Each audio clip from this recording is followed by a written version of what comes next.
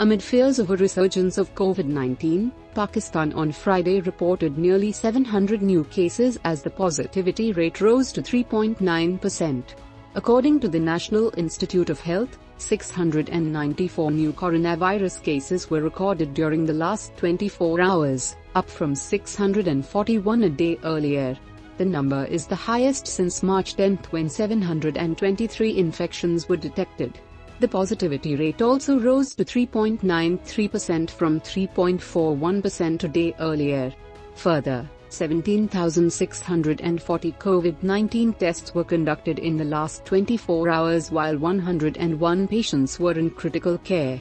The National Command and Operations Center has been holding meetings on a daily basis to overview the virus situation in the country, Federal Health Minister said, but we want the public to adopt precautionary measures and follow standard operating procedures religiously.